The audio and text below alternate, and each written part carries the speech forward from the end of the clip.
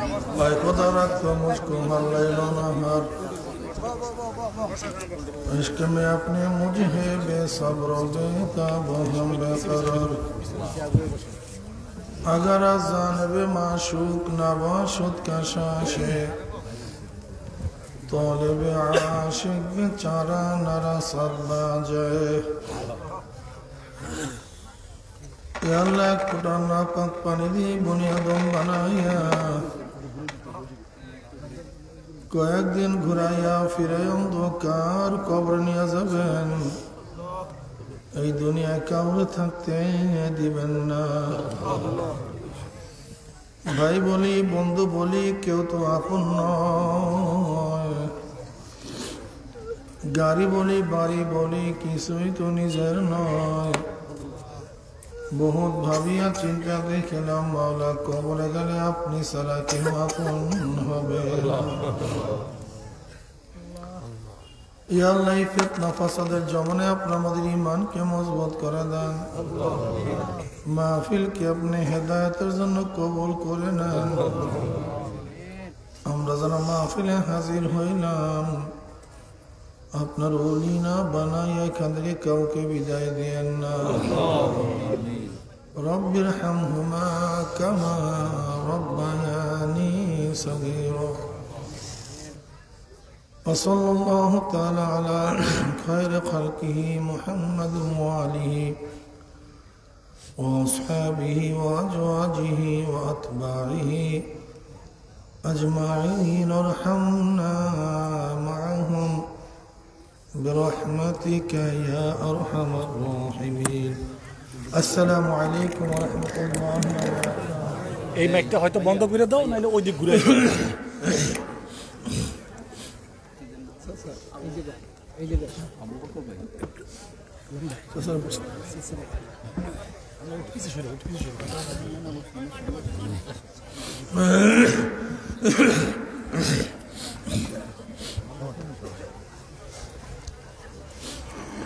अल्हम्दुलिल्लाह अल्हम्दुलिल्लाह नहमदुहु व नस्तईनुहु व नस्तगफिरुहु व नऊज़ु बिल्लाहि मिन शुरूरि अनफुसिना मन यहदिल्लाहु फला मुदिल्ल लहु व मन युद्लिलहु फला हादिय लहु व नशहदु अन ला इलाहा इल्लल्लाहु वहदहु ला शरीका लहु ونشهد أن محمدا عبده ورسوله أما بعد فأعوذ بالله من الشيطان الرجيم بسم الله الرحمن الرحيم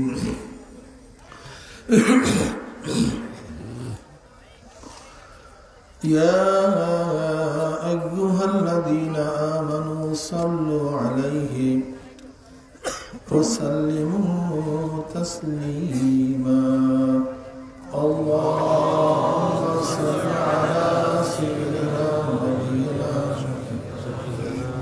حبيبنا محمد صلى الله عليه وسلم دشر الله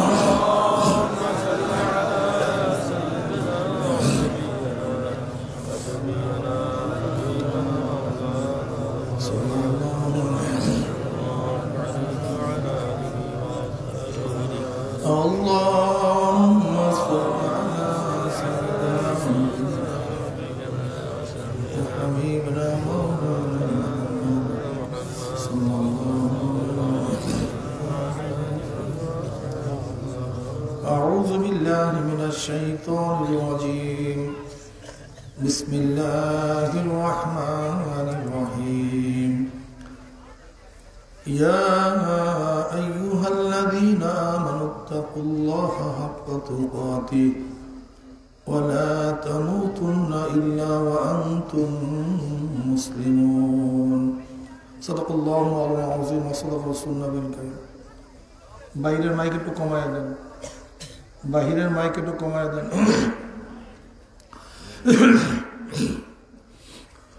আল্লাহ পাকের বান্দা জনাবে মুহাম্মদুর রাসূলুল্লাহ সাল্লাল্লাহু আলাইহি ওয়াসাল্লামের উম্মতগণ, সবাই সাল্লাল্লাহু আলাইহি ওয়াসাল্লাম পড়েন নাই, কিন্তু নবী আলাইহিস সালাতু ওয়াস সালামের উপরে একবার দুরূদ পড়ার সাথে সাথে আল্লাহ পাক রব্বুল আলামিন তার উপরে 10টা রহমত নাযিল করেন। যে ব্যক্তি দুরূদ পড়ে না, আল্লাহর নবীর নাম শোনার পরে তার চেয়ে বখিল কিফটা আর কেউ হতে পারে না। সবচেয়ে বখিল কঞ্জুস ওই ব্যক্তি যে আল্লাহর নবী আলাইহিস সালাতু ওয়াস সালাম নাম শোনার পরে তার উপরে দুরূদ পড়ে না।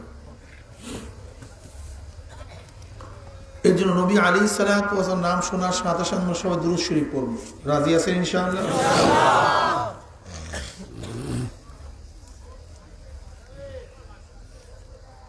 আল্লাহ পাকের শুকর যে মাওলাই কারীম আপনাকে আমাকে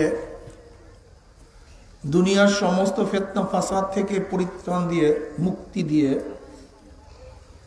কোরআন ও হাদিসের মাজলিস, আলেম ওলামা, মুমিন মুত্তাকিন,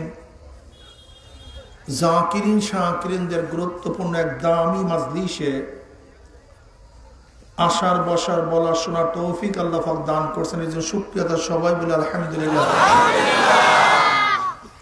অনেকের কানি মাহফিলের দাওয়াত পুষছে, সবাই আসতে পারে নাই।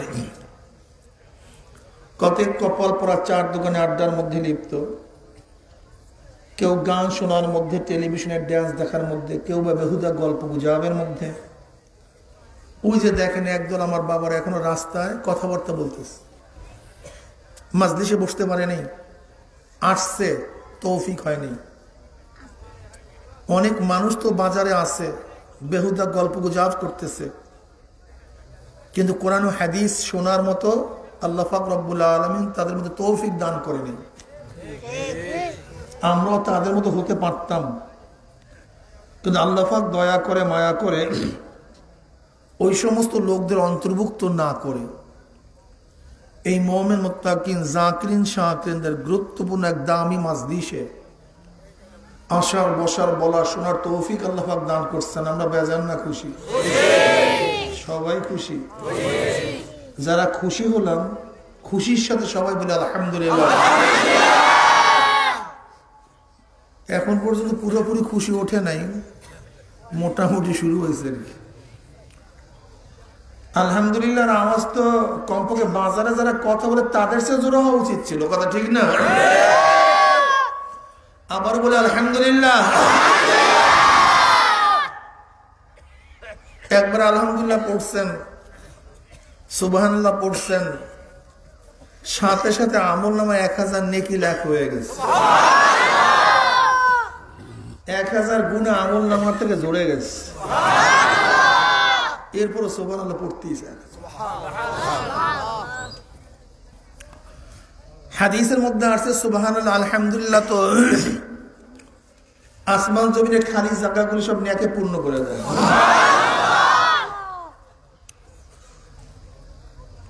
এই মাজলিস অনেক গুরুত্বপূর্ণ, অনেক দামি। আমি অনেক সময় বলি এটা ধুলাই কারখানা।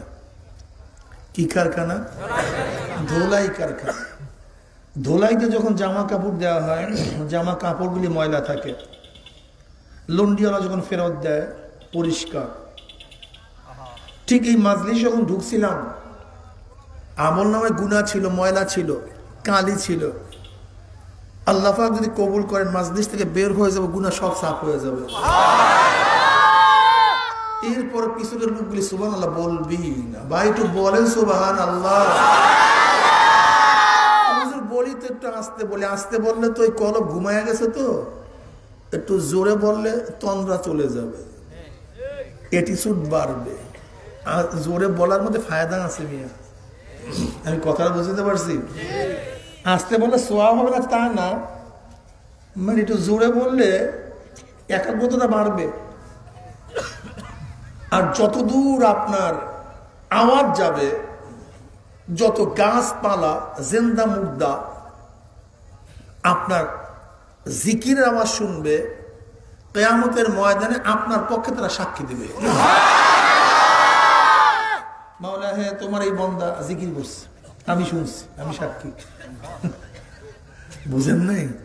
এর জন্য জলি জিকিরের যতগুলি ফায়দা আছে এর মধ্যে একটা ফায়দা হলো জিক্রি জলির মাধ্যমে আর একজনকে বরাঙ্গিফতা করে, আর একজনকেও জিকির করতে উৎসাহিত করে। দেখবেন আপনার জিকির করতে মনে চায় না, পাশের এক ব্যক্তি বলছে আলহামদুলিল্লাহ, আপনি বলছেন আলহামদুলিল্লাহ। তা আপনার আলহামদুলিল্লাহ শোনার কারণে ওই ব্যক্তিও বলছে আলহামদুলিল্লাহ। আপনি আসতে বললে ওই ব্যক্তি শুনতো না, বলতো না। এর জন্য জিক্রে জলি নিজেকে ফায়দা দেয়, অপরকেও ফায়দা দেয়। আপনি বলেন লা ইলাহা ইল্লাল্লাহ, পাশের এক ব্যক্তি শুনছে, সেও বলে লা ইলাহা ইল্লাল্লাহ। আপনি বলছেন ইন্না লিল্লাহ, পাশের ব্যক্তি শুনছে, সেও বলছে আপনার আলহামদুলিল্লাহ, পাশের ব্যক্তিও। তা আপনার শোনার কারণে যেই ব্যক্তি আমল করছে তার নিজের তো সওয়াব হইছেই, আপনার কারণে যে সওয়াব করবে ওই ব্যক্তির হুবাহু ওই পরিমাণের সওয়াব আল্লাহ পাক রব্বুল আলামিন আপনার আমলে লিখে দিবেন। আদাল্লু আলা খায়রিন কাফাইলিহি। জিকির জলির ফায়দার মধ্যে একটা ফায়দা, আর একটা ফায়দা কি, এই জাতা গাছ, মরা গাছ, যত গাছপালা আপনার জিকিরের শব্দ শুনবে, মাঠ, এই যে মাটি আপনার জিকিরের শব্দ শুনছে, এখানে জিকির করছেন, ও কিয়ামতের ময়দানে আপনার পক্ষে সাক্ষী দেবে। এই গাছপালাগুলি সাক্ষী দেবে। এর জন্য জিকির জলির অনেক ফায়দা, অনেক ফায়দা। এই মাজলিস ধোলাই কারখানা আমি বলি নাই, বুখারী শরীফের মধ্যে দীর্ঘ এক রওয়ায়াত আছে, নবী আলাইহিস সালাতু ওয়াস সালাম ফরমান, এই মাজলিসকে কেন্দ্র করে আল্লাহ পাক রব্বুল আলামিন ফেরেশতাদের সাথে বিভিন্ন প্রশ্ন এবং জবাব দেওয়ার পরে সিদ্ধান্ত দেন, উশহিদুকুম আন্নী কাদ গাফারতু লাহুম, ফেরেশতারা সাক্ষী থাক, গোটা মাজলিসের বান্দাদের গুনাহ খাতা আমি সব মাফ করে দেব। অন্য রওয়ায়াতের মধ্যে আছে শুধু গুনাহ খাতা মাফই নয়, আল্লাহ পাক সমস্ত গুনাহকে নেকের দ্বারা পরিবর্তন করে দেবেন। আল্লাহ তুমি কবুল করে নেন। আমি যে আয়াত শরীফ তেলাওয়াত করছি এর উপরে কিছু আলোচনা করতেছে, বাকি আল্লাহ পাকের ইচ্ছা। আল্লাহ পাক কালামে পাকের মধ্যে ফরমান, ইয়া আইয়ুহাল্লাযীনা আমানুত্তাকুল্লাহা হাক্কা তুকাতিহি ওয়া লা তামুতুন্না ইল্লা ওয়া আনতুম মুসলিমুন। হে মুমিনেরা, আল্লাহকে ভয় করার মতো ভয় করো, খবরদার মুসলমান না হইয়া কেউ মরিও না। ওয়া লা তামুতুন্না ইল্লা ওয়া আনতুম মুসলিমুন, মুসলমান না হইয়া কেউ মরিও না। ইসলাম সবচেয়ে দামি, ঈমান সবচেয়ে দামি। ঈমানের চেয়ে বড় দৌলত আর কিছুই নেই। সবচেয়ে বড় দৌলত কি ভাই? জোরে বলেন। ঈমান সবচেয়ে বড় দৌলত, এর চেয়ে বড় দৌলত নেই। যে ব্যক্তির মধ্যে রূহ আছে সেই ব্যক্তি দামি, যার মধ্যে রূহ নেই সেই ব্যক্তির কোনো দাম নাই। ঠিক যার মধ্যে ঈমান আছে সে দামি, যার মধ্যে ঈমান নাই তার কোনো দাম নেই। আল্লাহ কি বলছেন? উলাইকা কাল আনআমি বাল হুম আদাল, ওগুলা চতুষ্পাদ জানোয়ারের চেয়েও খারাপ। অন্য রওয়ায়াতের মধ্যে আসছে উলাইকা হুম শাররুল বারিয়া, ওগুলি কুত্তা শিয়াল শুয়ারের চেয়েও খারাপ। আল্লাহ আমাদের সবাইকে মাফ করে দেন। ঈমান সবচেয়ে দামি। তিন জিনিসের সমন্বয়ে ঈমান হয়। কয় জিনিসের? অন্তরে বিশ্বাস, বিশ্বাস অনুযায়ী স্বীকার, বিশ্বাস ও স্বীকার অনুযায়ী কাজ। হ্যাঁ, অন্তরে ভাই বিশ্বাস অনুযায়ী, বিশ্বাস অনুযায়ী, বিশ্বাস ও স্বীকার অনুযায়ী, এই তিন জিনিসের সমন্বয় ঈমান। তিন ইমাম, ইমাম মালিক রহমতুল্লাহ, শাফি রহমতুল্লাহ আলাই, আহমদ ইবনে হাম্বল রহমতুল্লাহ আলাই, তিনজন ইমাম বলেন তিনটা রুকন, স্তম্ভ, একটা নাই সে বেঈমান।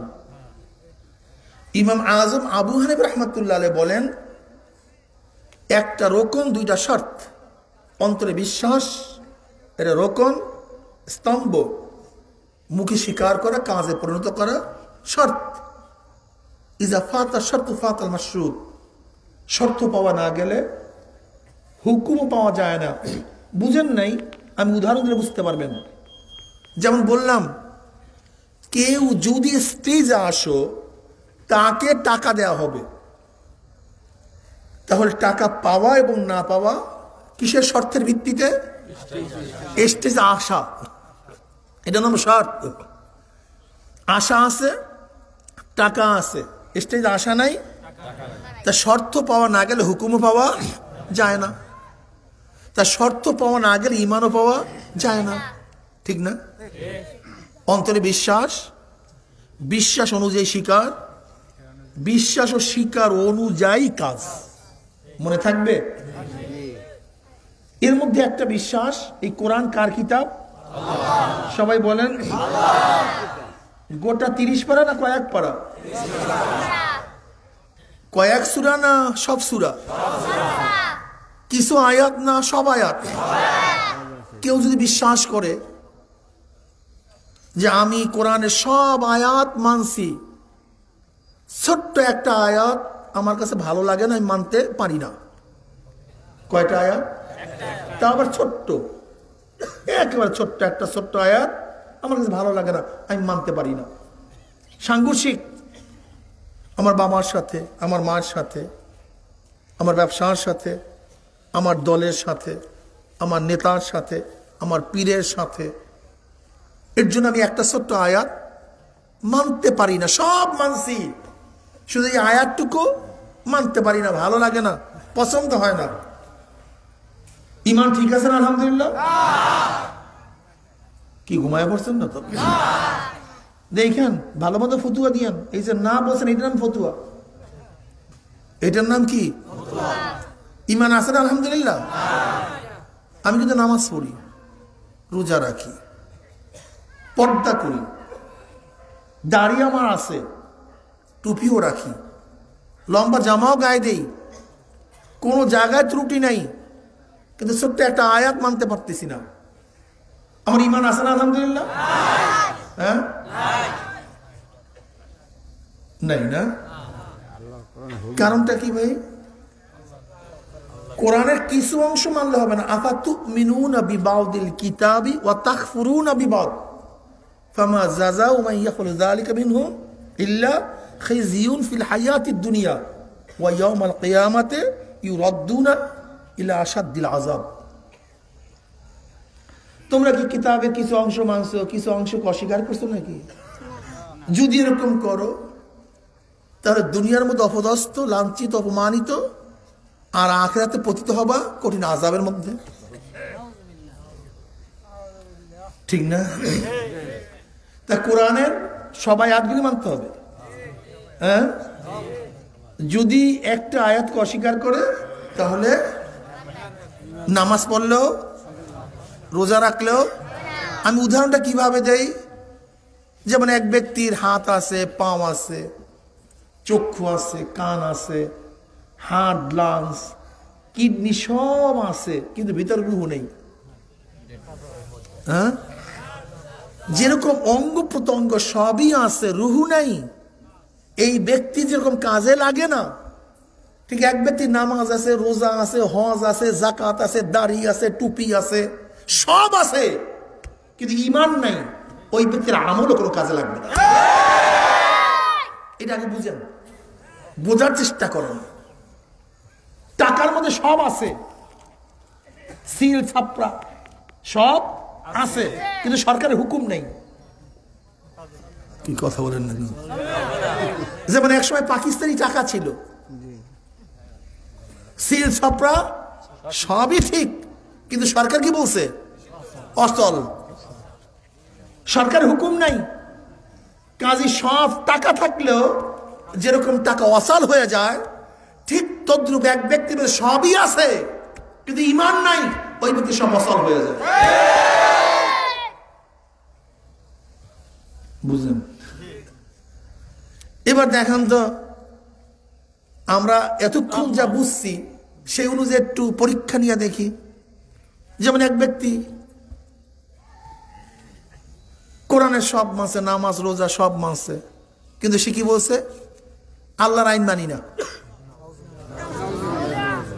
রসুলের আইন আমি মানি, ভালো লাগে না, এই জমানায় চলে না, চলতে পারে না, ইসলাম পড়ে, বাস অথচ মুসল্লি নামাজ পড়ে, দাঁড়িয়ে আছে পাজা বলা, কিন্তু আমার নবী আলাইহিস সালাতু ওয়াস সালাম নেতা মানতে পারে না, পছন্দ হয় না। মৌসুদুরকে নেতা মানছে, আব্রাহাম লিঙ্কনকে নেতা মানছে, সক্রেটিসকে নেতা মানছে, কার্ল মার্কসকে নেতা মানছে, আমেরিকান বড় বড় লিডারদেরকে নেতা মানছে, পেলেটোকে নেতা মানছে, রুশোকে নেতা মানছে, সবাইকে নেতা মানছে, কিন্তু মদিনাওয়ালাকে নেতা মানতে পারে না। ইমান ঠিক আছে না? আলহামদুলিল্লাহ। খোদা রে, এখন দেখুন তো এখানে কয়জন আছি ইমানওয়ালা, কয়জন আছি ইমান ছাড়া। খুব কঠিন মাসালা খুব কঠিন। শাহ ওয়ালিউল্লাহ মুহাদ্দিস দেরবি রাহমাতুল্লাহ আলাইহি মসজিদে ঢুকতেন রুমাল মাথায় দিয়ে। সবাই বলতো, হুজুর আপনার রুমাল মাথায় দিয়ে ঢুকেন, আপনার চেহারা দেখি না, চেহারা দেখতে আগ্রহ লাগে, ভালো লাগে। কথাবার্তা না বলে একদিন এক মুরিদের মাথার মধ্যে রুমালটা দিয়ে দিস, আর চিল্লেতে বেহুশ, রুমাল সরাই নিস। হুশে আসার বলতেছে, ঘটনা তুমি চিল্লা শুরু করছো কেন? সাগরেদরা বলে, সাথীরা বলে, হুজুরের মাথায় রুমাল দেওয়ার পর চিল্লে দিছিল কেন? বলে, ভাই যখনই মাথার মধ্যে রুমাল দিছে, দিল্লির মসজিদের মধ্যে দেখি কোন জায়গায় শুয়ার বসা, কুত্তা বসা, শিয়ার বসা, মানুষ তো দেখি না, মানুষ তো খুবই কম। এর জন্য চিল্লা শুরু করছি। ঘটনাটা কি? ইমানের সাকনি দিয়া সাকা হলে কয়জন ইমান থাকবে আমাকে বলেন তো? অনেক পীরের ইমান থাকবে না। নবী আলাইহিস সালাম কি বলেছে? আল মুমিনু কারাজুলিন ওয়াহিদ ইন ইশতাকা আইনু ইশতাকা কুল্লু ওয়া ইন ইশতাকা রাসু ইশতাকা কুল্লু। গোটা দুনিয়ার মুমিন একটা মানুষের মতো। হ্যাঁ, যেরকম আমার শরীরের মধ্যে চোখে অসুখ হইলে গোটা শরীরটা অসুস্থ হয়ে যায়, যদি আমার মাথায় ব্যথা হয় গোটা শরীরটা দুর্বল হয়ে যায়, ঠিক গোটা দুনিয়ার মধ্যে এক মোমেনের মতো, সমস্ত দুনিয়ার মোমেন একটা মানুষের মতো। কি কথা ঠিক না? আর এখন কি পীরের সয়ে দেখতে পারি না, পীরের সয়ে দেখতে পারি না। হ্যাঁ, ভণ্ডদেরকে দেখতে পারবো না, কিন্তু হক থাকে তাকে দেখতে পারবো না কেন? ঘটনা কি? তার পীরমিতি ব্যবসা। কেউ যদি ভণ্ড হয়, খোদাদ্রোহী হয়, ইসলামের দুশ্মন হয়, শিরক করে, বিদআত করে, দাড়ি কাটে, নামাজ নাই, রোজা নাই, বেপরদা, শয়তান, ওর সাথে আমার আদাওয়াত, যেহেতু ও ইসলামের দুশ্মন, সেই হিসেবে শত্রুতা করি। বুখারীর মধ্যে রওয়ায়াত আছে, হুব্বু ফিল্লাহ বুগযু ফিল্লাহ মিনাল ঈমান। বুখারীর রওয়ায়াত কি? কিতাবুল ঈমান আমি উল্টে দেখেন, প্রথম দিকের হাদিস। বুখারীর মধ্যে রওয়ায়াত আছে, হুব্বু ফিল্লাহ বুগযু ফিল্লাহ মিনাল ঈমান। আল্লাহর জন্য মহাব্বত করা, আল্লাহর জন্য শত্রুতা পোষণ করা, এটা ঈমান, এটা ঈমানের অংশ। বলেন তো ঈমানের অংশটা কি বলেন তো? সবাই বলেন। আল্লাহর জন্য দুশমনি করা, এটা কিসের অংশ? বুখারীর রওয়ায়াত, হুব্বু ফিল্লাহ বুগযু ফিল্লাহ মিনাল ঈমান। আল্লাহর জন্য মহব্বত করা, আল্লাহর জন্য আদাওয়াতি রাখা, শত্রুতা করা, এটা ঈমান। আর তোমার বুগযু কিসের জন্য? আমার মুরিদ ছুটিয়ে যাবে। তোমার ঘৃণা কিসের জন্য? মনে অমুক পীরের মুরিদ বাড়িয়া যাবে। ঘটনা কি? এটা তো পীর মুরিদ না, এটা দোকানদারি। দোকানদারি বুঝেন? হ্যাঁ, দোকানদারি বুঝেন। যদি দোকান খুলিয়া বসি তাহলে এক দোকানদার আর এক দোকানদারকে শত্রু মনে করে, কেন ওর দোকানে লোক বেশি গেলে আমার ব্যবসা লাঠে উঠবে, এটা দোকানদারি। আর মাওলার জন্য যদি কাজ করি তাহলে কাজটা কি হবে? কাজটা কি হবে? আমিও জান্নাতে নেওয়ার জন্য পাগল, জাহান্নাম থেকে বাঁচাবার জন্য পাগল। তাহলে যেই ব্যক্তির মাধ্যমে এক ব্যক্তি জান্নাতে যাবে, জাহান্নাম থেকে বাঁচার ব্যবস্থা হবে, সেই আমার আপন হবে। কি হবে? তাই গণনা কি আপনি আমাকে আপন ভাবতে পারতেছেন না কেন? কারণটা কি আমাকে বলেন, কারণটা কি আমাকে বলেন না। আপনিও হাত পা ধরতেছেন মসজিদে নেওয়ার জন্য, আমি মসজিদে নেওয়ার জন্য। আপনি হাত পা ধরতেছেন একজন দাঁড়িয়ে রাখার জন্য, আমি। আপনি হাত পা ধরতেছেন একজনকে ঈমান আনাবার জন্য, আমি। একই কাজ করতেছি। আপনি আমাকে পছন্দ করেন না কেন? শত্রু মনে করতেছেন কেন? আসলে বাহ্যিক ভাবে ভাবতেছেন আপনি দিনের কাজ করেন, আসলে দিনের কাজ করেন না, পেটের কাজ করেন। পেটের কাজ, পেটের কাজ করেন। 10 জন দরবেশ এক কম্বল নিচে শুইতে পারে। কয়জন দরবেশ? 10 জন দরবেশ একই কম্বল নিচে শুইতে পারে, কিন্তু 2 বাদশা 2 দেশেও থাকতে পারে না। দরবেশের কোন সময় ভাই ঠিক আছে তুই গায়ে দে, আমি একটু কষ্ট করি। আর একজন ভাই তুই গায়ে দে, আমি একটু কষ্ট করি।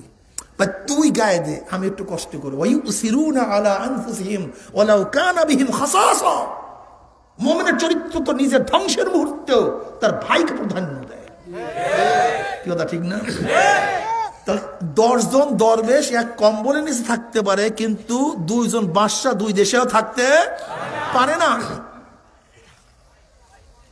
নাম দিছি দরবেশি, কিন্তু দেখা যায় 2 এলাকায় 2 পীর থাকতে পারি না, এক জায়গায় বসতে পারি না, সাক্ষাৎ হয় না, আসতে পারি না। এর নাম পীর বুড়ি, এর নাম শয়তানি, এর নাম দুনিয়াদারি। মানুষকে ধোঁকা দিচ্ছি, সব ধোঁকা দেই মানুষকে, সব ধোঁকা, সব শয়তানি। যদি তুমি হিতাকাঙ্ক্ষী হও, যেরকম ধরে নেন যে যেই দলের সাপোর্ট করে, সে সেই দলের যদি ভোটার বেশি জোগাতে পারে, তাকে শত্রু মনে করে না বন্ধু মনে করে? কথা বলেন তো। তা আমি যদি আল্লাহ পাকের দল করি, আল্লাহ নবীর দল করি, তার পক্ষে যত লোক আনতে পারবো, তুমিও যদি আল্লাহরই দল করতা, আল্লাহ নবীর দল করতা, তাহলে তার পক্ষে যত লোক আনতে পারতাম, তোমার বন্ধু হইতা। কিন্তু শত্রু কেন? কারণটা কি? সহজ কথা বুঝেন না কেন? হ্যাঁ, ধরে নেন আপনাদের ওয়ার্ডের মধ্যে বিভিন্ন ওয়ার্ডের মধ্যে দায়িত্বশীলরা কাজ করতেছে একই দলের, তাহলে যে ওয়ার্ড থেকে বেশি ভোট দেয় তাদেরকে পুরস্কৃত করে না ঘৃণা করে? তুই এত ভোট দিলি কেন? ঘটনা কি? ঘৃণা করে, পুরস্কৃত করে। বাহ, বাচ্চারা সামনে বসছে কেন কতগুলি, যেগুলির মধ্যে ইঁদুর,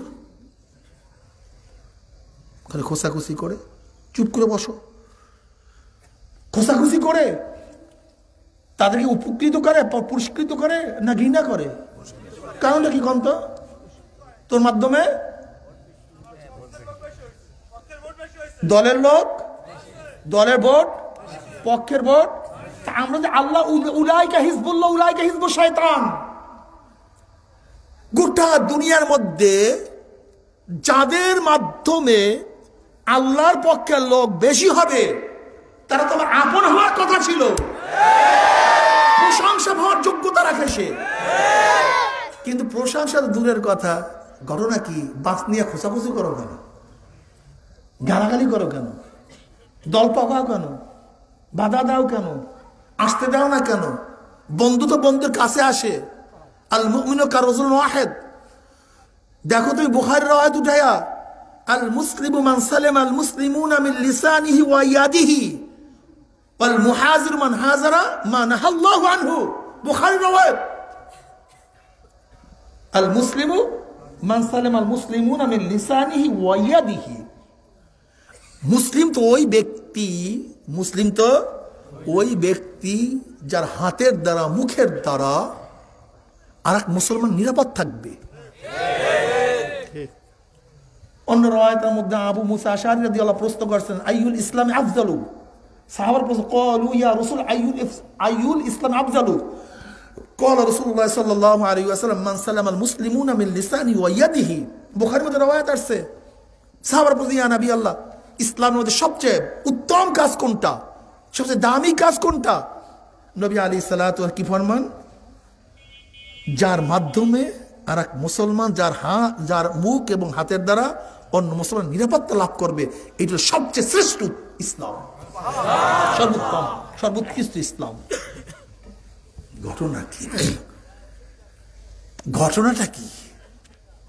আজকে মুসলমানকে চোখে রাখতে পারি না, কারণটা কি?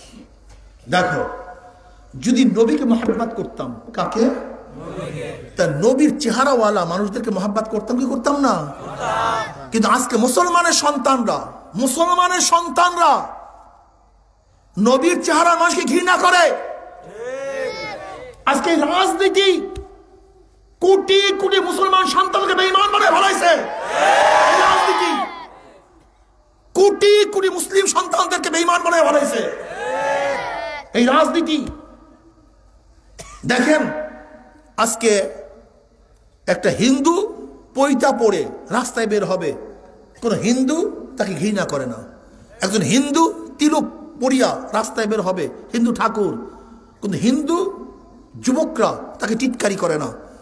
একজন হিন্দু ধুতি পরিয়া রাস্তায় বের হবে, কোন হিন্দু ওই ঠাকুরকে ধুতিকে টিটকারি করে না। কিন্তু আমি মুসলিম সন্তানদের মাথার মধ্যে ইহুদি খ্রিস্টান ইসলামের দুশমনরা কি ঢুকায়া দিছে।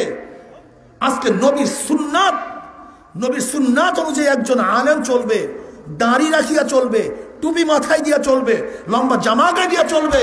কিন্তু মুসলিম বেঈমানের গোষ্ঠী যাদের মধ্যে ঈমান নাই, তারা বলবে এই মৌলবাদী, এই রাজাকার, এই চরমপন্থী, এই জিএমবি।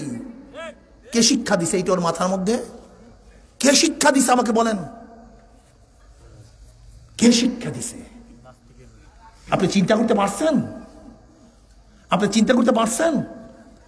আস্তে আস্তে কৌশলে আমার মুসলিম সন্তানদের মাথার মধ্যে ইসলাম বিদ্বেষ ঢুকায় দিস। অথচ শেখ সাহেব অসমাপ্ত আত্মজীবনের মধ্যে কি লিখছে দেখেন। সে কি বলছে? আমাদের দুইটা পরিচয়। কয়টা পরিচয়? আমি প্রথম মুসলিম, তারপর বাঙালি। আমার প্রথম পরিচয় কি? জোরে বলেন। ফার্স্ট পরিচয় মুসলিম, আমি মুসলিম, এরপরে আমি বাঙালি। এইটা ছিল যখন বাংলাদেশ হয় নাই তখনকার কথা। এখন আমার পরিচয় কি? আমি মুসলিম, আমি বাংলাদেশি। ইসলামকে বাদ দিয়ে আমার পরিচয় হতে পারে না। ফার্স্ট আমার পরিচয় আমি কি ভাই? সবাই বলেন আমি মুসলিম, এরপরে আমি চরমনাই। ফার্স্ট পরিচয় মুসলিম, এরপরে চরমনাই মুরিদ। ফার্স্ট পরিচয় মুসলিম, এরপরে আওয়ামী লীগ। আমি মুসলিম, আমি বিএনপি। আমি মুসলিম, আমি অমুক গোত্রের। আমি মুসলিম, আমি অমুক জেলার। আমি মুসলিম, আমি অমুক দেশের। ইসলাম বাদ দিয়ে আমার দেশের পরিচয় হতে পারে না। ইসলাম বাদ দিয়ে আমার দলীয় পরিচয় হতে পারে না। এবার বলেন তো, ইসলামের সাথে যদি আমার বাবার টক্কর লাগে, বাবা থাকবে না ইসলাম থাকবে? কথা বলেন। কি ঘুমাইছেন নাকি? এটা জোশের সাথে বলেন, অন্তর থেকে বলেন, কলব দিয়া বলেন। বাবার সাথে ইসলামের টক্কর লাগলে বাবা থাকবে, ইসলাম থাকবে। যদি ইসলামের সাথে আমার মার টক্কর লাগে, মা থাকবেন, ইসলাম থাকবে। ইসলামের সাথে যদি আমার স্বামীর টক্কর লাগে, আমার স্ত্রীর টক্কর লাগে, ইসলাম থাকবে না স্বামী থাকবে? ইসলাম থাকবে, স্ত্রী থাকবে। ইসলামের সাথে যদি আমার দলের টক্কর লাগে, তখন ইসলাম বাদ পড়বে, দল ঠিক থাকবে।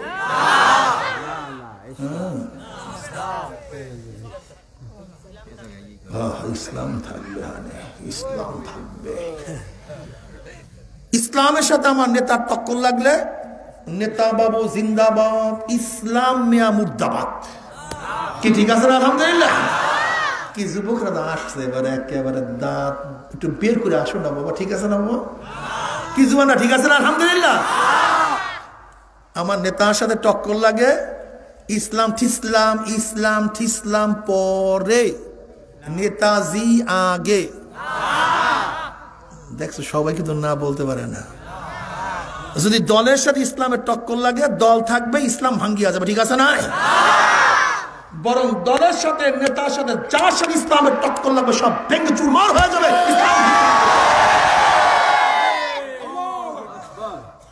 ঠিক আছে,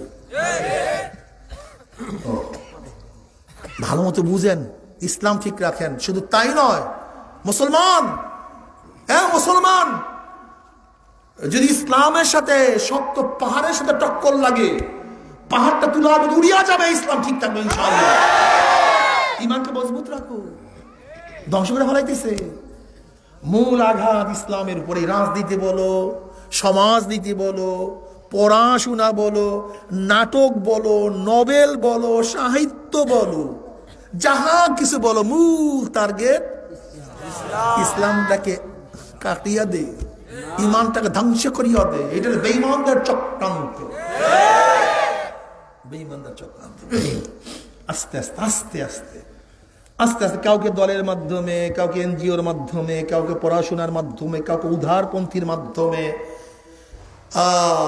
ইসলামকে ধ্বংস করার চক্রান্ত। মুসলমানের গোষ্ঠী, আহারে মুসলমানের গোষ্ঠী রে, আফসোস লাগে মুসলমানের চেহারার দিকে তাকাইলে। মুসলমান ইসলামকে ঘৃণা করে কিভাবে? মুসলমান নবীদের ওয়ারিসদের বিরুদ্ধে আন্দোলন করে কিভাবে? মুসলমান নবীর ওয়ারিসকে গালি দেয় কিভাবে? আমাকে বলো তো, আমাকে বলো তো। এই জালেম, জালেম শোনো, ভালো মতো বুঝো জালেম। আমরা টুপি নামাইতে পারি না তা না, নামাইতে পারি কিন্তু নামাই না, তোমাকে বুঝতে হবে। আমরা দাড়ি কাটতে পারি না তা না, কাটতে পারি কিন্তু কাটি না। আমরা কলেজ ইউনিভার্সিটিতে পড়তে পারি না তা না, আমার বাবাকে টাকা ছিল না, কলেজে পড়াতে পারতেন না, ইউনিভার্সিটি পড়াতে পারতেন না, পারতেন কিন্তু পড়ান নাই। আমাদের কি পয়সা পাতি নাই? অনেকেই বলবো হুজুর আপনার তো পয়সা আছে, পরের জমি ঠগাইয়া খান, এই টাকা পাইছেন আপনারা, পরের টাকা টোকা খান, পরের জমি মারিয়া খান, এই টাকা আপনাদের আছে। আল্লাহ তোমাদেরকে মাফ করে দুক। এই কথা যারা বিশ্বাস করে, যারা বলে, আমি ওদের সে বড় মুনাফিক আর কেউ থাকতে পারে। মুনাফিকের আলামত কি? যখন কথা বলে তখন মিথ্যা কথা বলে। ইজা হাদ্দাসা কাযাবা। মুনাফিকের আলামত হলো তিনটা, এর মধ্যে একটা কি? যখন কথা বলে মিথ্যা বলে, মিথ্যা। এ মুনাফিক, মুনাফিক।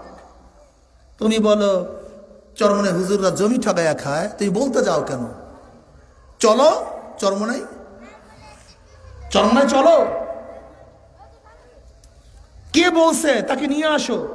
এ তো আমার অনেক ভিডিও করা আছে, এই বিষয়ে আমার অনেক বক্তব্য দেওয়া আছে।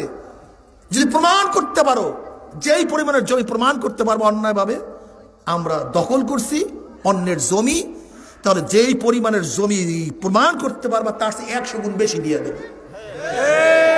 যদি 1 একর প্রমাণ করতে পারে 100 একর দিয়ে দেবো। এবং যত সালিসি ব্যবস্থা, যত টাকা পয়সা খরচ, সবকিছু আমরা দেব। শুনতে যাও কেন? দেখতে পারো না? শুনবে তো আমেরিকার লোক, ইংল্যান্ডের লোক, টেকনাফ তেতুলিয়ার লোক, যারা আসতে পারবে না। চন্দ্রমোহনের লোক, আমার এলাকার লোক শুনতে যাবেন কেন?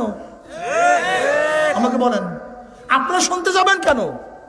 আপনারা বলবেন চল ভাই চল চল, হুজুরে বলিয়া গেছে তোদের যাওয়া আসার খরচ, খানা টানার সব খরচ আমার, স্পিড বোটে নেব, গাড়িতে নেব, শুধু প্রমাণ করবি এই জমি খাইছে।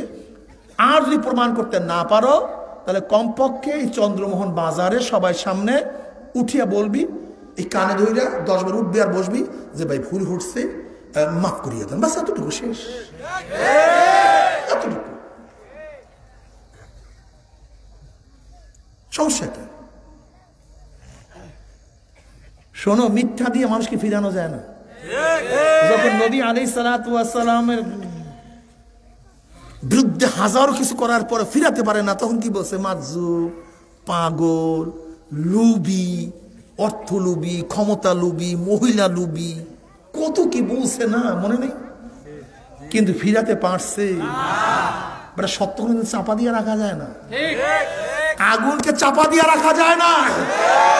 এত সহজ না, এত সহজ না।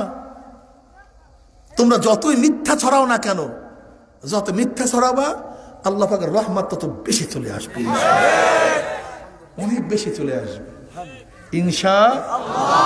আজকে থেকে আপনাদের সবাইকে বললাম, এরকম যে গিবাসে কাজ করবে, বলবেন ভাই কোনো দরকার নেই, চল, শোনার দরকার নাই, হুজুরে বলছে যাওয়া আসার খাওয়া টাওয়ার সব খরচ তার, জমনের মতো খাওয়াই দেব আল্লাহ যদি কবুল করে। কি কথা ঠিক? সমস্যা কি?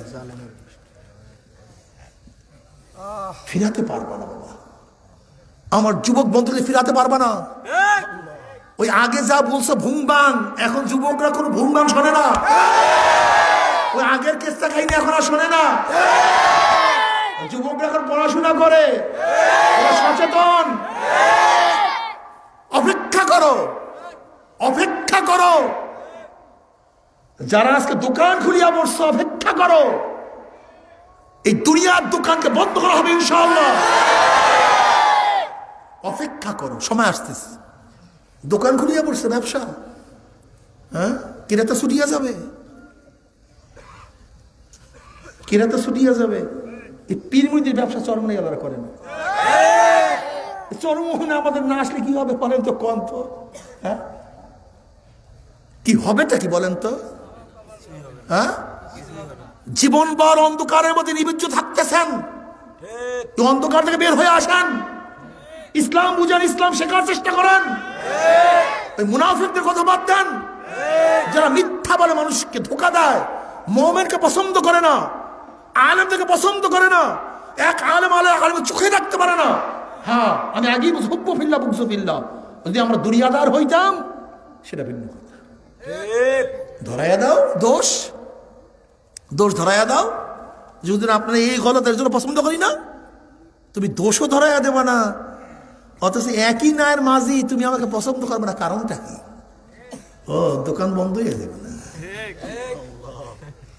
দোকান খুলছো, ব্যবসা খুলছো, মনে রাখতে হবে। শোনেন, ভালো মতো বুঝবেন, হাজারো বুজুর্গ হোক, হাজারো বুজুর্গ হোক, যদি কার মধ্যে ফরজ তরক হয়, সে কোনোদিন পরিপূর্ণ বুজুর্গ হতে পারে না। মনে রাখিয়েন, ভালো মতো মনে রাখিয়েন। আসমান দিয়ে উড়িয়া যাক, আগুনের মধ্যে বসিয়া থাক, যা কিছু করুক না কেন, যদি সে ওপেনে কোনো ফরজ তরক করে, ফরজ তরক করে, ফরজ তরক করে, সে ফাসিক, সে আল্লাহর ওলি হতে পারে না। সে ফাসিক, আল্লাহর ওলি হতে পারে না। সব ব্যবসা, দোকান, হ্যাঁ, এ যুবক বন্ধু, পড়াশোনা করো, বেশি বেশি পড়াশোনা করো। আল ইলমু নূরুন, ইলম আলো, আলো অন্ধকারকে দূর করে দেয়, মানুষকে পথ দেখায়। কিন্তু যত অন্ধকারের মধ্যে থাকবা, তোমাকে তত খতরনাকের মধ্যে পড়তে হবে, ধ্বংসের মধ্যে পড়তে হবে, ধ্বংসের মধ্যে নিমজ্জিত হয়ে যেতে হবে। এলেম শিখো, এলেম শিখো, এলেম শিখো। আমার মুসলমানের সবচেয়ে বড়, সবচেয়ে দুর্বলতা হলো এলেম নেই, জানাশোনা নেই। আওয়ামী লীগ করে, আত্মজীবনী পড়ে নেই। বিএনপি করে, জিয়াউর রহমানের পরিচয় জানে না। বিএনপি করে, কোনোদিন বিএনপি নীতিমালা পড়ে নেই। আওয়ামী লীগ করে, কোনোদিন নীতিমালা, জাতীয় পার্টি করে কোনোদিন নীতিমালা। এই দেশের রাজনীতি, যত গন্ড মূর্খরা দেশের রাজনীতি করে, জানে না, ফানে না কিচ্ছু। যদি সেকুলার কি জিনিস জানি না, গণতন্ত্র কি জিনিস জানি না, ডেমোক্রেসি কি জিনিস জানি না। তুই করসটা কি বা ক, তোর মূল নীতি কি ক, বল। কিচ্ছু জানে না, রাজনীতি করে। আমি এদেশের সভাপতি, আমি দেশের সেক্রেটারি, আমি অমুক, আমি তমুক। আমি কথাটা বুঝাতে পারিনি? এই যত পড়াশোনা নাই মুসলিম জাতিরা ধ্বংস হয়ে যেতেছে। ইসলামের ইতিহাস কয়জনে জানো? কত? ইসলামের ইতিহাস বলুন জানে না মুসলমানের সন্তান। নবীর কয়জন মেয়ে, কয়জন ছেলে জানে না। আমার নবী কবে ইন্তেকাল করছে জানে না। আবু বকর রাদিয়াল্লাহু তাআলা ইতিহাস জানে না, উমরের ইতিহাস জানে না, ওসমান রাদিয়াল্লাহু ইতিহাস জানে না, আলী মুর্তাজার ইতিহাস জানে না, খোলাফায়ে রাশিদের ইতিহাস জানে না, মদিনা সনদ জানে না, হুদায়বিয়া সন্ধি জানে না। এই মুসলমান ফতে মক্কা অবস্থা কি ছিল জানে না। বিদায় হজের সময় নবী আলাইহিস সালাম কি ঘোষণা দিয়েছিলেন কয়জনে জানেন? কম তো বলেন তো। চেতনা আসবে কিভাবে আমাকে বলেন? চেতনাটা আসবে কিভাবে? আমি যে মুসলিম, আমি শ্রেষ্ঠ, আমার সংবিধান শ্রেষ্ঠ, আমার নীতি শ্রেষ্ঠ, আমার আদর্শ শ্রেষ্ঠ, আমি গোটা দুনিয়ার মধ্যে সর্বশ্রেষ্ঠ নীতি আদর্শ লালন করি, জানবেন কিভাবে আমাকে বলেন? চেতনা আসবে কিভাবে আমাকে বলেন? এই না আসার কারণে তোমার আমার গলার মধ্যে ছাগলের মতো রশি লাগাইয়া ওই নাস্তিক বেঈমানরা টানে আর তুমি চলতে থাকো। নাস্তিকের গোষ্ঠী তোমার আমার কান ধরিয়া যেদিকে ইচ্ছা সেদিকে টানে। আর আমার যুবক সন্তানদেরকে, মুসলিম সন্তানদেরকে আমাদের বিরুদ্ধে লাগাইয়া দেয় ঘৃণা করার জন্য। আস্তাগফিরুল্লাহ। যেখানে মুসলিমরা সবচেয়ে আপন হবে, মুমিনরা আপন হবে, যুবকরা ভদ্র হবে, আলেমদেরকে শ্রদ্ধা করবে, সম্মান করবে, দোয়া নিবে, সেখানে মুসলিম সন্তানরা আজকে আলেমদেরকে ঘৃণা করে। তুমি বুঝতে পারছো বেঈমান হয়েছে কিভাবে, কোন পর্যায়ে বেঈমানি চলছে সে? আমার যুবক, আমার মুরব্বী, আমার পর্দালে মা বাবা ইসলাম শেখেন, ইসলাম জানেন, কমপক্ষে আমার নবীর জীবনীটা পড়েন রে বাবা। এই ফার্স্ট টু লাস্ট একটা অনুরোধ করতেছি, আমার নবী আলাইহিস জীবনীটা পড়েন, ফার্স্ট টু লাস্ট একটু পড়েন। ধারণা চেঞ্জ হয়ে যাবে, পুরো ধারণা চেঞ্জ হয়ে যাবে। যুবকদের মধ্যে পড়াশোনা নেই, গান বাজনা, থিয়েটার, গাঁজা, মুরফিন, ইয়াবা। জানেন উপরের থেকে কি আসে? উপরের থেকে কি? শুধু সাপ্লাই, শুধু সাপ্লাই। এক তো মেন্টাল সাপ্লাই করে অপসংস্কৃতির মাধ্যমে, নাটক, সিনেমা, আমার মহিলাদের মধ্যে ঢুকাইয়া দিয়েছে সিরিয়াল। এমন কোন অপসংস্কৃতি নাই আমাদের বাচ্চারা জানে না, আমার মহিলারা জানে না। এক তো মেন্টালকে ধ্বংস করার জন্য অপসংস্কৃতি, আর জীবন ধ্বংস করার জন্য ইয়াবা, মুরফিন, গাঁজা সব ঢুকাই দিতে আসছে শুধু মুসলিমদেরকে ধ্বংস করার জন্য।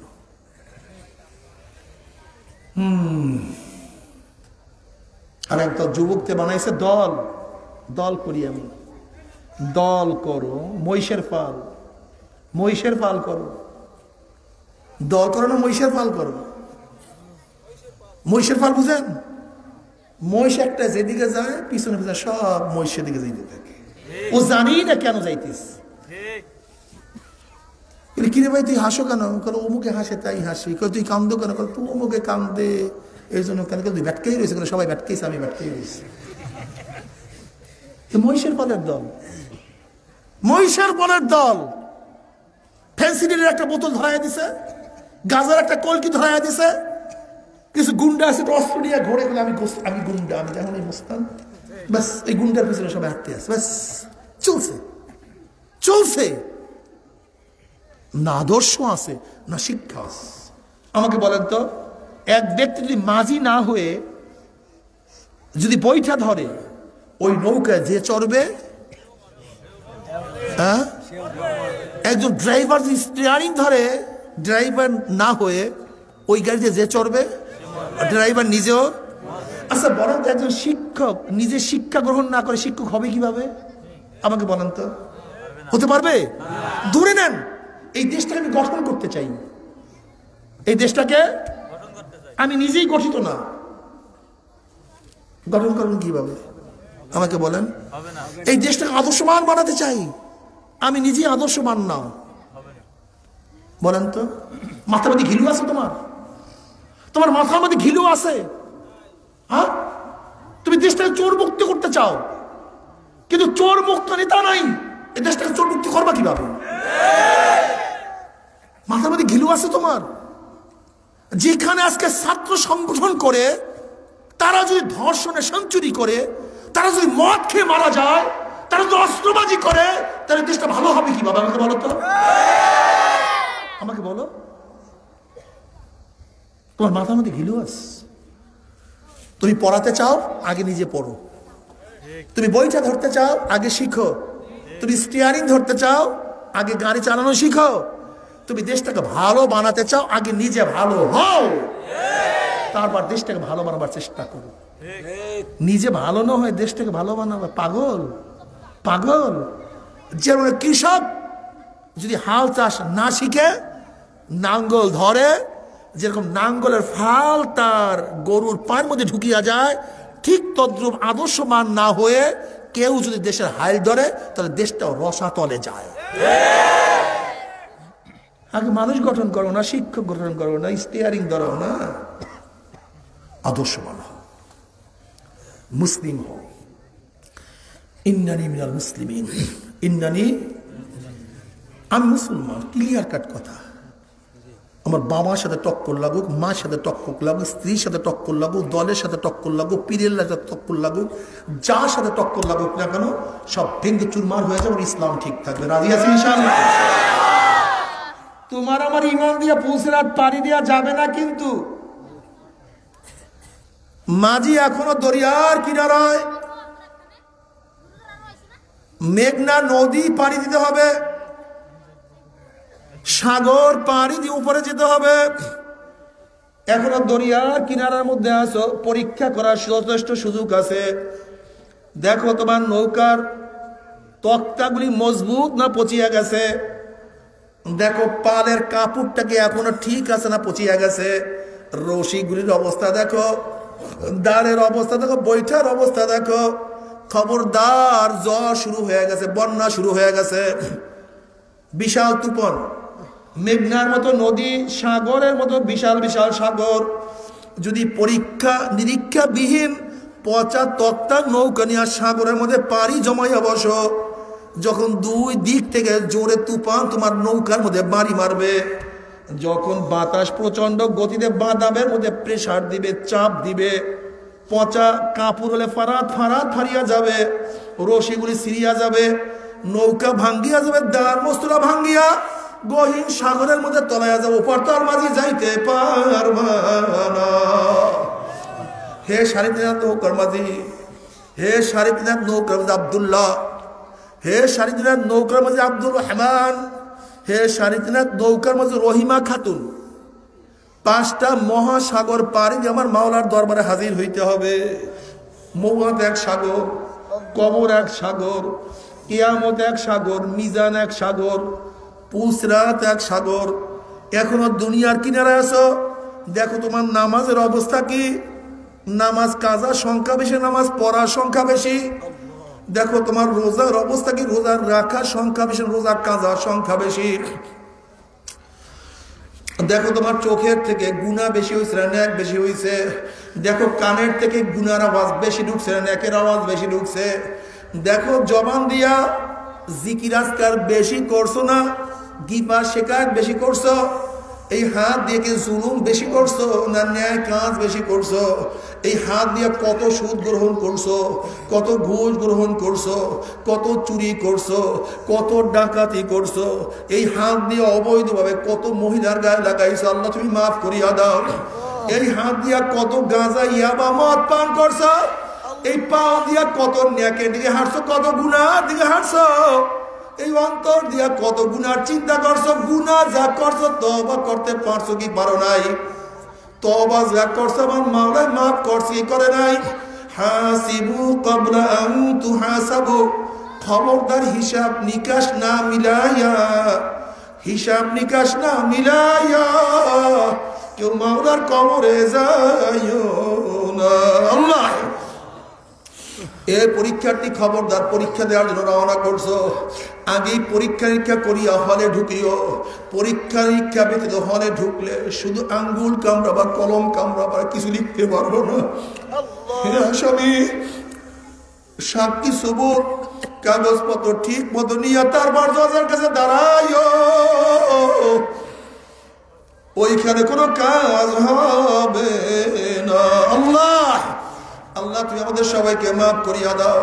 যদি ঈমান আমল নেক নিয়ে মৃত্যু আসার খেয়া পড়িয়াই যাইতে পারো, আল্লাহ পাক ডাকে ফেরেশতারে, আমার বান্দা বান্দি, আমার যুবক এত সাধনা করিয়া কোন জান্নাত কামাই করছে। ও সাথীরা খেলার মধ্যে লিপ্ত ছিল, কিন্তু আমার যুবক আমাকে সিজদার মধ্যে পড়িয়া সুবহানা রাব্বিয়াল আলা কইয়া ডাক মারছে। ওর সাথীরা কিরাম খেলছে, টাচ খেলছে, আড্ডা মারছে, আর আমার যুবক আমাকে নিয়ে জিকিরে বসিয়া গেছে। ওর সাথীরা দাড়ি কাটছে, আমার যুবক দাড়ি রাখছে। ও সাথীরা দুনিয়ার মধ্যে গুনার মধ্যে ব্যস্ত ছিল, আর আমার যুবক নেকের মধ্যে ডুবন্ত অবস্থায় ছিল। দেখ আমার মহিলা কত সুন্দরী, কত সুশ্রী, কত আকর্ষণীয় চেহারা দান করছি। মাঝে মাঝে মহিলার মধ্যে চেহারা উন্মোচন করিয়া রাস্তায় বের হওয়া সব পয়দা হয়েছিল, কিন্তু আমি মাওলার ভয়ে বেপরদা অবস্থায় রাস্তায় নামে নাই। এত সাধনা করে কোন জান্নাত কামাই করছে। দেখ ধনী, টাকার কোনো অভাব নাই, গোটা দুনিয়ার যে কোনো জায়গায় গিয়ে গুনাহ করতে পারত, কিন্তু আমি মাওলার ভয়ে একটা গুনার কাজের কাছেও যায় নাই। দেখ আমার গরিব, প্রতিদিন আছে, প্রতিদিন খাইছে, অনেক সময় না খাইয়া পড়িয়া রইছে, এক লোকমা হারাম তার পেটের মধ্যে ঢুকায় নাই। এত সাধনা করে কোন জান্নাত কামাই করছে। খবরদার ওই জান্নাত খানা না দেখাইয়া রূহ কবজ করবি না। দেখ আমার যুবককে, আমার এই পুরুষকে আমি কত মেধা দান করছি, কত লিডারশিপের গুণ তার মধ্যে ছিল, কিন্তু দুনিয়ার দল করলে বহুত বড় লিডার হইতে পারতো, এমপি হইতে পারতো, চেয়ারম্যান হইতে পারতো, মেম্বার হইতে পারতো, কিন্তু দুনিয়ার ক্ষমতার উপরে লাথি মারি আমি মাওলাকে ধরছে, আমার কানুন ছাড়ে নাই, আবার নবীকে নেতা মানছে, অন্য কাউকে নেতা মানে নাই। এত সাধনা করে কোন জান্নাত কামাই করছে। খবরদার ওই জান্নাত খানা না দেখায় রুহটাকে কবজ করিস না।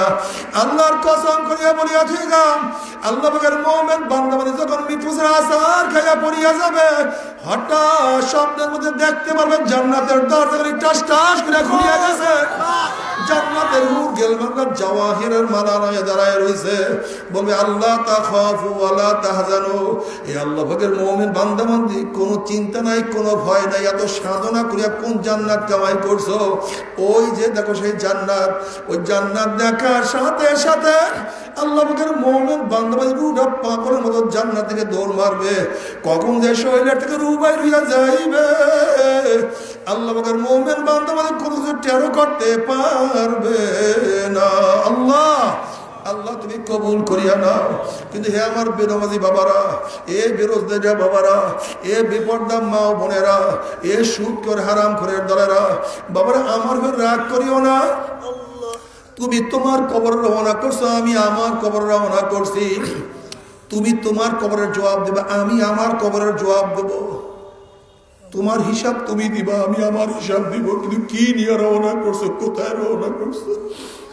নাফরমান বদমাশ বেঈমান, আল্লাহ তুমি মাফ করিয়া দাও।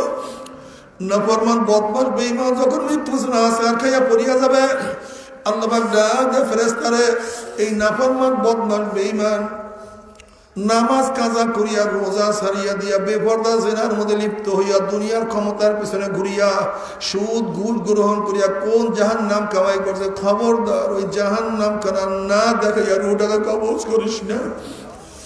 আল্লাহর কসম করিয়া বলিয়া দিয়ে গেলাম, নাফরমান বদমাশ বেঈমান হঠাৎ স্বপ্নের মধ্যে দেখতে পারবে জাহান্নামের দরজাগুলি টাস টাস করে খুলিয়া গেছে। জাহান্নামের আগুন দাউ দাউ ধাউ দাউ করে জ্বলতে আছে। আজরাইলের মাথা আসমানে, পাও তার জমিনে, এক হাত মাসিক আর এক হাত মাগরিবের।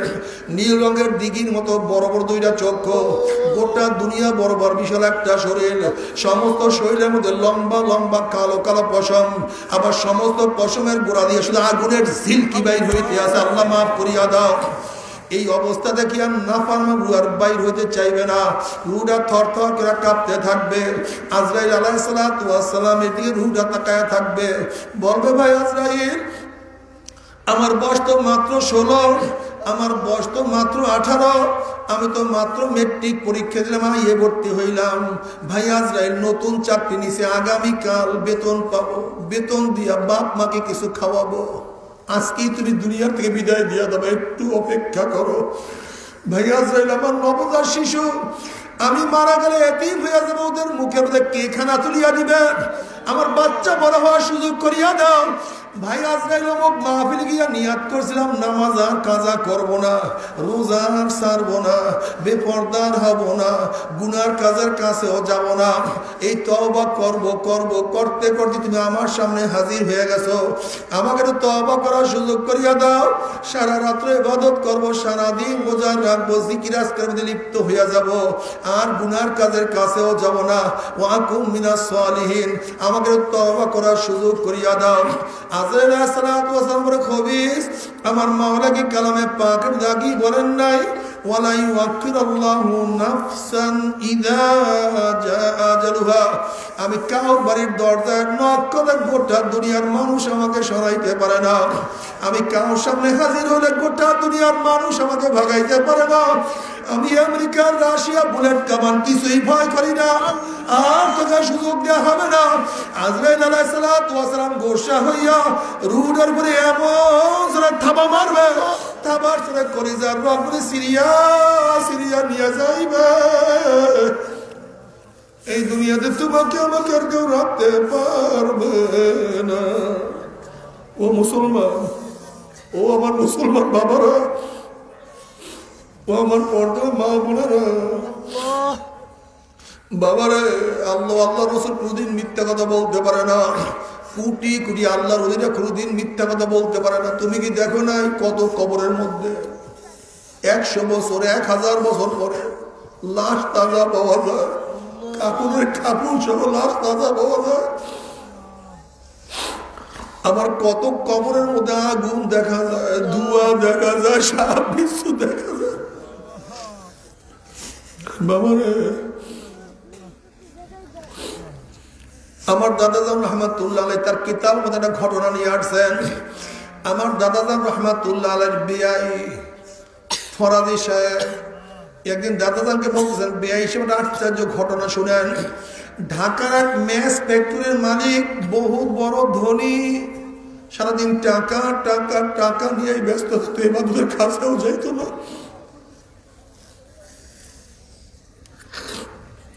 ওই ব্যক্তি মারা যাওয়ার পরে তাকে দাফন করিয়া সবাই যখন আমরা চলে আসলাম, তার ছেলে বলতেছে আমার 1000 টাকার একটা চেক পড়িয়া গেছে। ওই সময় 1000 টাকা অনেক দাম। সবাই বলতেছে চেকটাকে নষ্ট করিয়া কি লাভ, আমরা চেকটাকে কবর খুদিয়া নিয়ে আসি।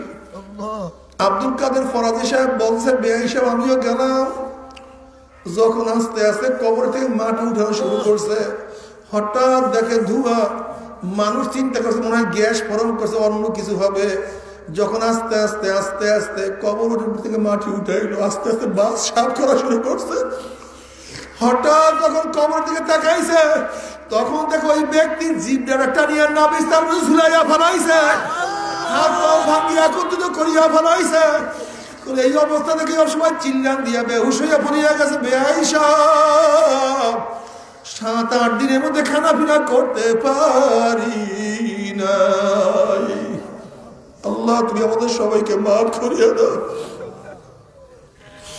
বাবার আমার দাদা রহমাতুল্লাহ আলাইহি তার কিতাবের মধ্যে ঘটনা উল্লেখ করছেন। এরপর আমার কিছু বুঝে আসবে না, কিয়ামতের ময়দান কত মারাত্মক জায়গা। আল্লাহ পাক কালামে পাকের মধ্যে ফরমান, ইয়াউমা ইয়াফিরুল মারউ মিন আখিহি ওয়া উম্মিহি ওয়া আবিহি ওয়া সাহিবাতিহি ওয়া বানি। যেদিন আপন ভাই ভাই পরিচয় দেবে না, মা ছেলেকে সাহায্য করবে না, ছেলেও মাকে সাহায্য করবে না, বাবা ছেলেকে উপকার করবে না, ছেলেও বাবাকে উপকার করবে না, নেতা নেত্রী সব হারাইয়া যাবে, সবাই নাফসি নাফসি বলবে। বুখারীর মধ্যে আসছে, ওয়াকুল ইব্রাহিম খলিলুল্লাহ নাফসি নাফসি, মুসা কালিমুল্লাহ নাফসি নাফসি, ঈসা রূহুল্লাহ নাফসি নাফসি, আদম সফুল্লাহ নাফসি নাফসি। সমস্ত নবীরা বলবে, মাওলা আমাকে বাঁচাও, আমাকে বাঁচাও, আমাকে বাঁচাও। এই মুহূর্তে জনাব মুহাম্মদুর রাসূলুল্লাহ সাল্লাল্লাহু আলাইহি ওয়াসাল্লাম সিজদায় পড়ে বলবে মাওলা তোমার ইজ্জত জালালের কসম খেয়ে বলতে আছি আজকে জাহান্নাম তোমার একটা উম্মতকেও খেয়ে ফেলায় আমি কিন্তু তোমার হাবিব জান্নাতের মধ্যে ডুববো না। ও কপাল পোড়ার দলেরা, যে আল্লাহর হাবিব কঠিন মুহূর্তেও তোমাকে আমাকে ভুলবে না, সেই আল্লাহর হাবিবের সুন্নাত কি ছাড়িয়া দাও, একটু কি কলিজায় ব্যথা লাগে না? সেই আল্লাহর হাবিবকে কিভাবে নেতা না মানো? সেই আল্লাহর হাবিবের ওয়ারাসুদুল্লাহ আলে বলে আমাকে কিভাবে ঘৃণা করো? তোর সে বড় নিমো খারাপ, তোর সে বড় কপাল পোড়ার দুনিয়াতে থাকতে পারে না। আল্লাহ তুমি আমাদের মাফ করিয়ে দাও। ও মুসলমান বাবারা, ও মুসলমানের ঘরে জন্ম হওয়া মুসলমান বাবারা, ও আমার পর্দানের মা বোনেরা, হেলায় জীবনে ধ্বংস করিও না, মহিষের পাল হইও না। বোঝার চেষ্টা করো, পড়াশোনা করো, পড়াশোনা করো, ইসলাম জানো। তোমাদেরকে আমাকে মূর্খ বানাইয়া ইসলামী পড়াশোনা বাদ দিয়া তোমাকে আমাকে যা ইচ্ছা তাই কোনো খবরদার মাওলাকে না নিয়ে কেউ কিয়ামতে উঠিও না। আল্লাহ আল্লাহ তুমি আমাদের সবাইকে মাফ করিয়া দাও। এরপর সবার আমল নামা ওজন করবে, যাদের নেকের পাল্লা ওজন হইয়া যাবে। ফাআম্মা মান সাকুলাত মাওয়াজিনুহু ফাহুয়া ফি ঈশাতির রাদিয়া, আমার মাওলা তাদেরকে জান্নাতের ফয়সালা দিয়ে দিবে। আর যাদের নেকের পাল্লা হালকা হইয়া যাবে, গুনার পাল্লা ভারী হয়ে যাবে, ফাউম্মুহু হাবিয়া, আমার মাওলা তাদেরকে হাবিয়া জাহান্নামের ফয়সালা দিয়ে দিবে। এখন আল্লাহ পাক নিজেই প্রশ্ন করেন, ওয়ামা আদরাকা মা হিয়া, তোমরা কি জানো হাবিয়া কোন জাহান্নামের নাম? হাবিয়া জাহান্নামের ধরনটা কি তোমরা কি জানো নাকি? এখন আল্লাহ পাক নিজেই জবাব দেন, নারুন হামিয়া। শোনো, হাবিয়া কোন জাহান্নাম? যেরকম কোন এক মানুষ যদি বঙ্গোপসাগরের মাঝখানে ডুব দেয়, তার ডাইনে বামের চারিদিকে পানি আর পানি ছাড়া কিছুই থাকে না। হাবিয়া এমন একটা জাহান্নাম, যার ডাইনে আগুন, বামে আগুন, উপরে আগুন, নিচে আগুন। নারুন হামিয়া, আগুনের একটা গর্ত, আগুনের একটা মটকা, আগুনের একটা কুয়া। আল্লাহ তুমি মাফ করিয়া দাও। বাবারে, যখন জাহান্নামের মধ্যে জাহান্নামীরা পড়িয়া যাবে, 70 বছর পর্যন্ত, 70 বছর পর্যন্ত জাহান্নামের নিচে যাইতেই থাকবে, যাইতেই থাকবে, যাইতেই থাকবে 70 বছর পর্যন্ত। এখন জাহান্নামের নিচ কোথায়? কত গহীনে চলে যাবে। আল্লাহ তুমি মাফ করিয়া দাও। গুনাহ খাতা মাফ না করাইয়া কাউকে মওয়া দিও না। আল্লাহ আমাদের সবাইকে বুঝ দিয়া দাও, সমস্ত মানুষকে ঈমান দিয়া দাও।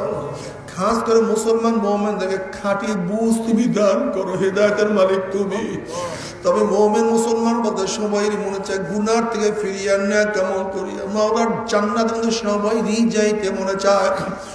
গুনাহ নিয়ে মাওলার জাহান্নামে কাউরে কিন্তু যাইতে মনে চায় না। কিন্তু কেনই বা আমরা নেক আমল করতে পারি না, কেনই বা গুনার কাম ছাড়তে পারি না? এর মূল কারণ হলো আপনার এবং আমার পিছনে নফস এবং শয়তান লাগিয়া রয়েছে। এই নফস এবং শয়তান থেকে ফেরার জন্য যে কোনো একজন হক্কানি আল্লাহর ওলির হাতে হাত দিতে হবে রে বাবা। খবরদার, বর্তমান জমানায় পীর মুরিদের নামে ভেজাল, ব্যবসা, দলাদলি, হিংসা, হাসা, শিরক, বিদআতে প্রবৃত্ত হয়ে গেছে। সমস্ত আল্লাহর ওলির একমত, যেই পীরের 5 জন মুরিদের মধ্যে কম পক্ষে 3 জনকে দেখবা আলহামদুলিল্লাহ সুন্নাত মুওয়াফিক আমল আখলাক মজবুত হইয়া যাইতে আছে, গুনার কাম ছাড়তে আছে, নেকের আমল ধরতে আছে, কলব নরম হইয়া চোখে পানি আসতে আছে।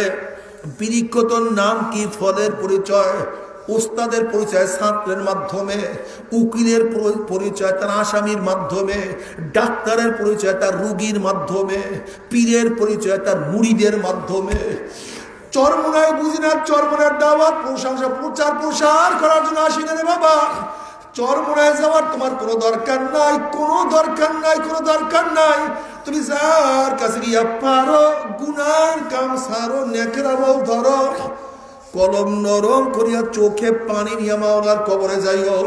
যেরকম দুনিয়ার ঘরে আগুন লাগলে পানি ছাড়া নিবানো যায় না, ঠিক তদ্রুপ তোমার এবং আমার গুনার দ্বারা যে জাহান্নামের আগুন জ্বলিয়া রইছে, চোখের পানিও ছাড়া কিন্তু জাহান্নামের আগুন নিবানো সম্ভব না। কাজে বাবা আমার জন্য দোয়া চাই, আমিও দোয়া করি, সবাই সবার জন্য প্রাণ খুলিয়া দোয়া করো, যেন কিয়ামতের ময়দানে গলাগলি বাঁধিয়া মওলা একসাথে জান্নাতে যাওয়ার তৌফিক দিয়া দেয়। আল্লাহুম্মা আমিন।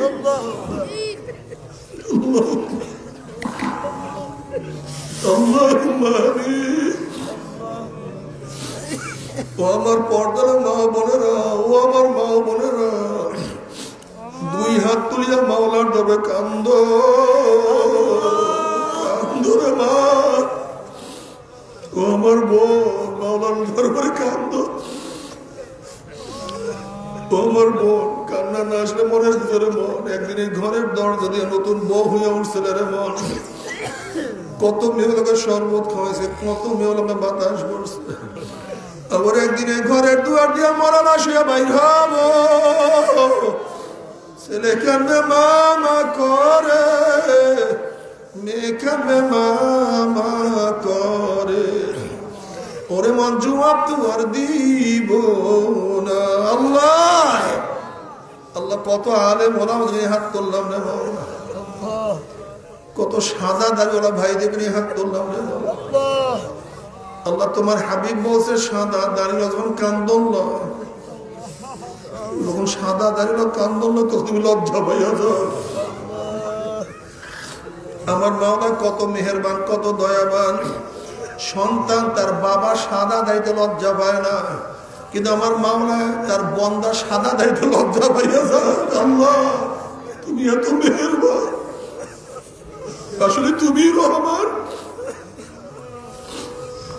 আল্লাহ কত বেগুনা না বলে কালবি আলিম, যাদের পান নিচে ফেরেশতারা পাকনা বিছায়া দেয়। আল্লাহ কত জাকিরিন শাকির, তোমার খাস খাস বন্দা দিকে হাত ধরলাম রে মাওলা। আল্লাহ আমি তো গুনাহগার, আমার দিকে না তাকাইয়া তোমার যেই বন্দার হাত পছন্দ হয় তার উসিলে আমাদের সবার গুনাহ কথা মাফ করে দাও। আল্লাহ তুমি মাঠের দিকে তাকাইয়া দেখো, তুমি মাঠের দিকে তাকাইয়া দেখো, তোমার বন্দারা কেন কান্দে। আল্লাহ আমাদের মাও মারা যায় না, বাবাও মারা যায় না, সন্তানও মারা যায় না, দুনিয়ার বিপদে পড়ি না।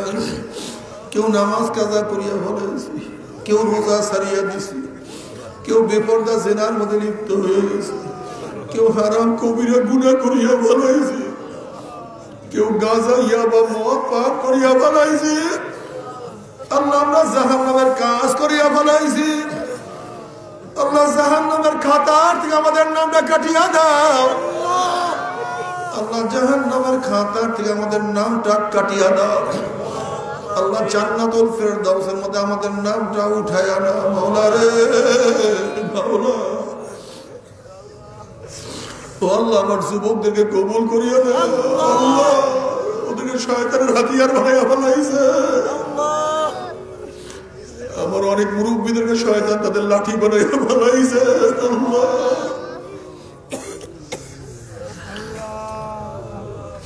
আল্লাহ মুসলমান ইসলাম পছন্দ করে না, মুসলমান ইসলামকে ঘৃণা করে।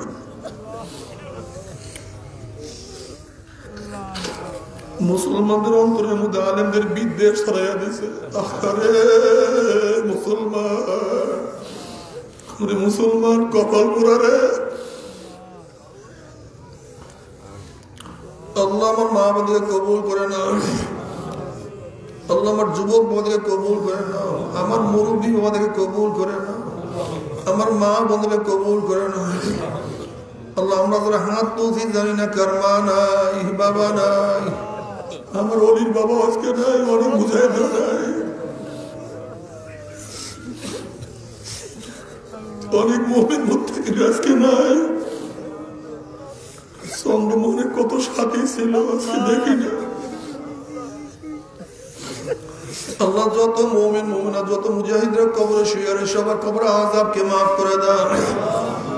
আল্লাহ খাস করে আমাদের শাহেদ মুর্শিদের কবরকে জান্নাতের বাগিচা করে দাও মা দাদা সহ तमाम দুনিয়ার মাশায়েখদের মাকামকে জান্নাতের মধ্যে বুলন্দ করে দাও আমাদের আহলে আওলাদ আমার খাস গোলাম বাদশাহ কবুল করে নাও ربنا هب لنا من ازواجنا وذرياتنا قرة اعين واجعلنا للمتقين اماما رب ارحمهما كما ربياني صغيرا وصلى الله تعالى على خير خلقه محمد وآله وأصحابه وأزواجه وأتباعه أجمعين وارحمنا معهم برحمتك يا أرحم الراحمين.